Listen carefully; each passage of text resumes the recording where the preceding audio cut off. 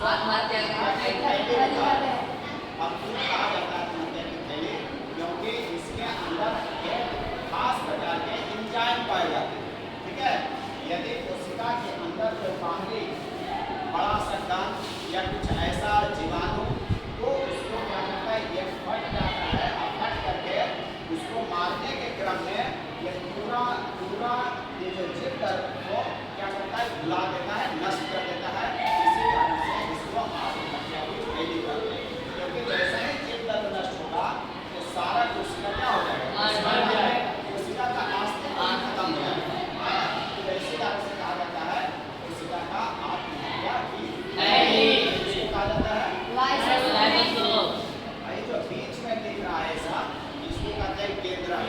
ठीक है, केंद्रक का बाहरी जो परत है उसको केंद्रक झिल्ली कहते हैं, और इसके अंदर जो संरचना है उसको क्रोमोसोम कहते हैं। क्या कहते हैं, और फिर यहाँ से संरचना दिख रहा है, इसको केंद्रिका कहते हैं। क्या कहते हैं, केंद्रिका। इसके अलावे इसमें लवक पाया जाता है, जो सिर्फ पादप कोशिका में पाया जाता है। लवक नाम सुना है? लवक सिर्फ पादप कोशिका में पाया जाता है। यहाँ तो जंतु कोशिका बता रहे हैं, इसमें लवक पाया ही ले जाएगा। और ढेर सारी संरचनाएं जैसे माइक्रोट्यूब्यूल्स है ना, ये संरचनाएं माइक्रोट्यूब्यूल्स, और इसमें फिर गाढ़े जो एक तरल तत्व होता है वो कार्बनिक और अकार्बनिक तरल का बना होता है। और हम इसके बाद ये परत का बारे में पढ़ेंगे, और एक एक करके बारे सबके बारे में पढ़ेंगे। लाइसोसोम, गोल्गी का, उसके बाद एंडोप्लाज्मिक केंद्रक, लाइसोसोम, सारा चीज के बारे में, माइटोकॉन्ड्रिया, इसके बारे में पढ़ेंगे। अब यहाँ जो है कोशिका झिल्ली। कोशिका झिल्ली होता क्या? तो पहला पॉइंट है कोशिका झिल्ली जंतु कोशिका का सबसे बाहरी परत, जंतु कोशिका का सबसे बाहरी परत।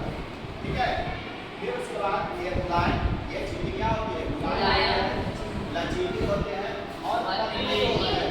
क्या होती है, पतली, काफी पतली। आप समझ सकते हो कि पहले तो कोशिका आंख से दिख नहीं रहा है, और उसके अंदर ढेर सारी इस प्रकार की रचना है, तो समझ लो कि कितना पतला है ना। वो सब चीज देखने के लिए हमें इलेक्ट्रॉन माइक्रोस्कोप की आवश्यकता है।